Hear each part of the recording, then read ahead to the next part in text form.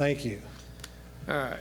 After reviewing the film and watching the film, that was a very competitive, hard-fought game. Thought our kids played hard. Thought they played physical. It was a very physical game within what was going on. Excuse me.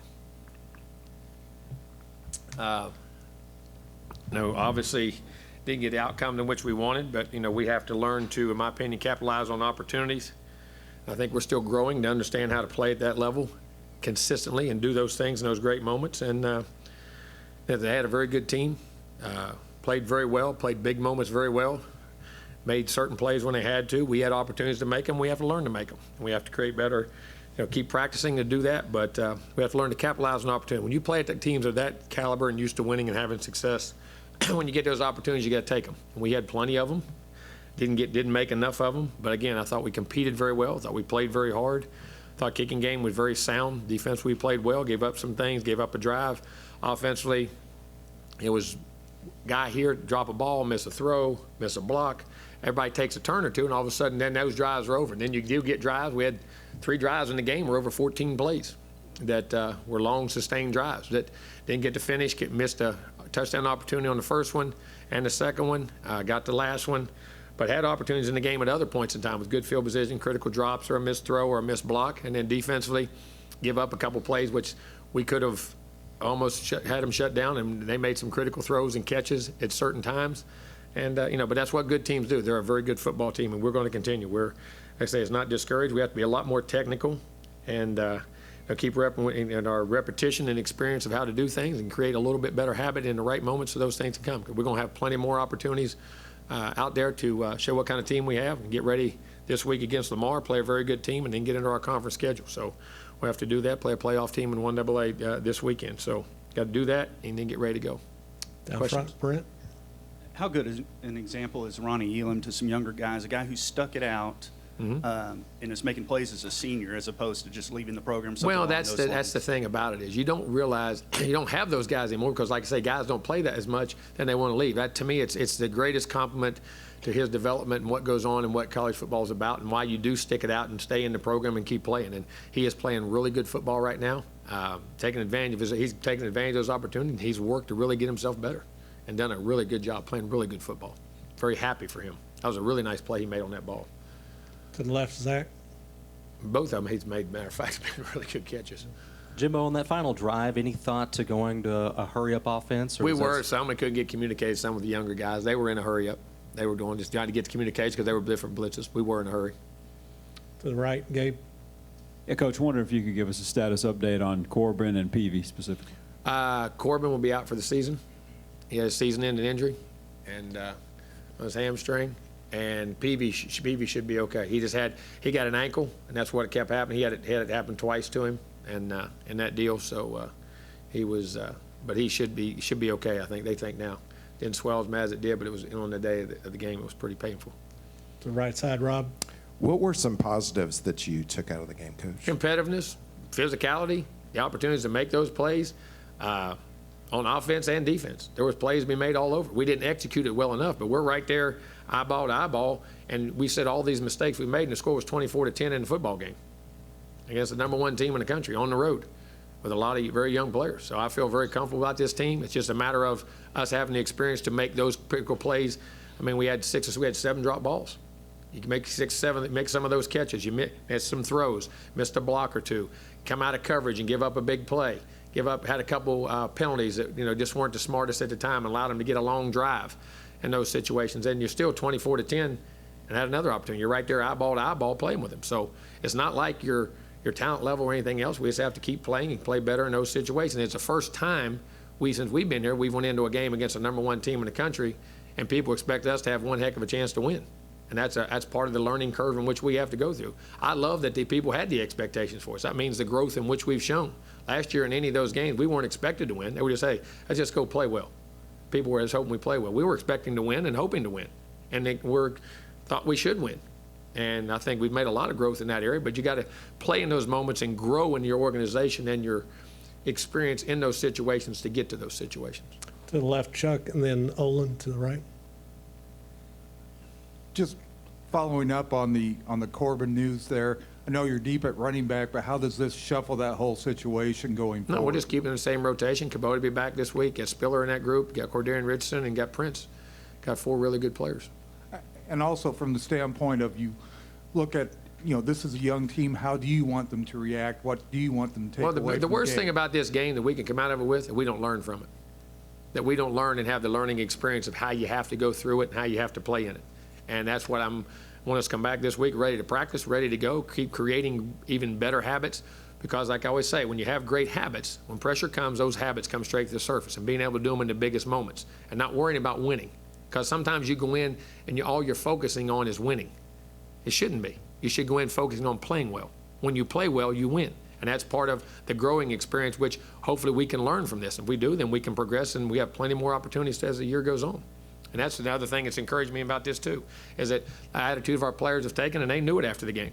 They knew that, they had opportunities and they got to grow from them. And that's what I think they'll do. Right side, Olin.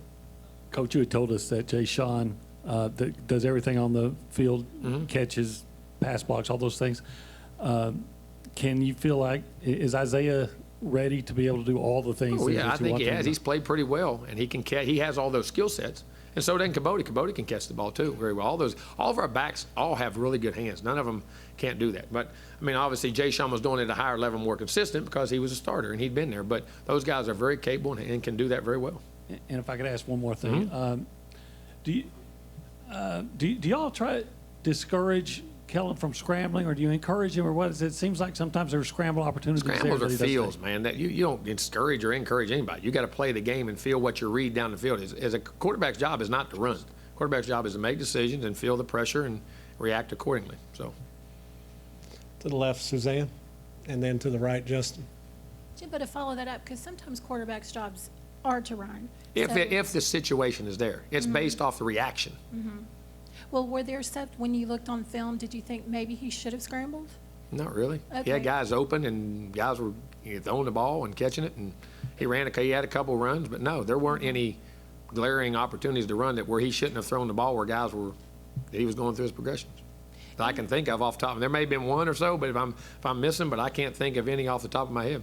Well, and to transition to your running backs situation now, do you see it being more running back by committee, or is Isaiah Well, we were gonna playing be two like- before. We'll keep a 2 or 3 man rotation just like we did before. But will Isaiah take like the majority of the snaps? We'll see as it goes, but he'll be the starter right now.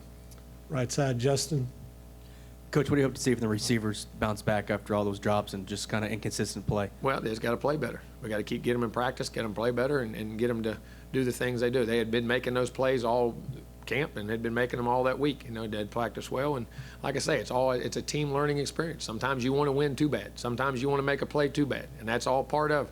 People don't understand that. Going into a game with those expectations and knowing you can win that game in those situations, those are all learned things you have to learn. Our program has to learn, and each player has to learn. We'll So go I think they'll have a good week of practice, bounce back, and go right back to fundamentals and basics. to the left, Zach, and then Travis right next to him. Jimbo secondary took some lumps last year, but how do you feel like they performed on Saturday, obviously, against Trevor Lawrence, and how does that prprepare them going forward? I think they made some really nice plays. I think we did a really good job on defense. Like I said, they had a couple plays. They made a couple really big-time catches, too, which, they found a way to make that play. But I think they're getting better and better each week. Coverages and knowing where their help is, and I think knowing each other and knowing how to play the coverage and the different situations. But, they've played very well and played the ball for the most part very well. A couple times we didn't in that game. We had a couple balls that they caught that we should have knocked down, I thought, but, misjudged it. But for the most part, have played the ball very well. Travis and then Gabe. We talk about Ronnie Elam as a guy who stuck around and finally got his chance. Now it seems like Jacob Cabot is kind of in a similar position. Is it the similar kind of story with him, and what kind of veteran presence does he? He bring had back? a really good camp. He was out last week. He had a minor injury, and he didn't play. That's why he didn't play.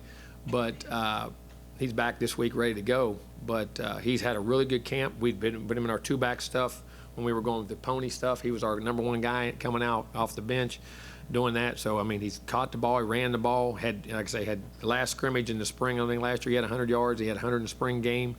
This camp he had a couple good scrimmages. So it was a great opportunity. He's 214, 18 pounds, somewhere in that range, and, can run.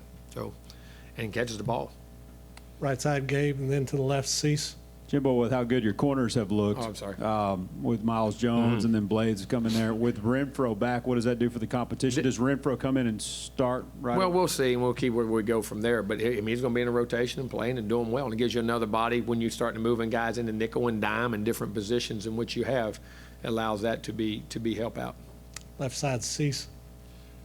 Jimbo, what about Mon's growth? Has he reached a point where he can lift a team when things aren't going well, or the offense where he's not doing well? Hey, he has before, And and he maybe did. he just didn't do that Saturday? He didn't play his best game. He got better as the game went on. He didn't play his best game, but we didn't play his best game around him either. I mean, you got 7 major drops of 15 or more yards. He missed throws, some opportunities he had. We got some pressure, which there shouldn't have been pressure, should have been picked up. Okay, you know, everybody took turns. You weren't in sync. And offensively, that can happen very easily. And then didn't pick it up, but he continued to grind. And like I say, had the drives in the second half when he came out. We had a big drop the first drive. He took us on 2 drives of 16 plays or more, and he came in and played well. Did he play his best game? No. But did he play hard? Yes. And to answer your question, he can do that. He's shown he can do that. When we played a very good football team, and we had opportunities, and was continuing to get better. Down front, Brent. Along those lines, what does it say about him, too, when he was fully accountable afterwards, taking the blame for Listen, what went there on is as nobody well? in our organization. I mean, he takes accountability for everything. That guy's the hardest worker, the first guy on the field, last guy off, saying everything. Like there's quite a bunch of those. We had a great group of those guys, and so doing all that. He's a high quality character young man that is so fun to coach and be around. And you want success to happen, and he's had some big games, and he'll continue to grow in what he does. But he'll have success because he'll work till he does it, and he's very talented. Couple more to the right, Justin.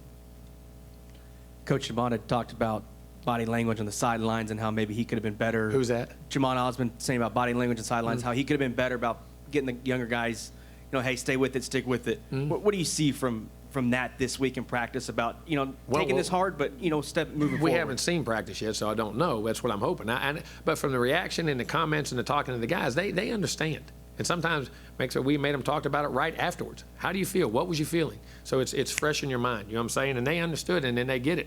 This is a team that wants to be coached. It's not a team that's being negative or anything else, and it wants to win very badly. It's working very hard. It's learning how to do and handle those moments. And that's the good thing about it. They've never been in those moments. Where they're walked in on the number 1 team in the country and say, a lot of people think they can win the game.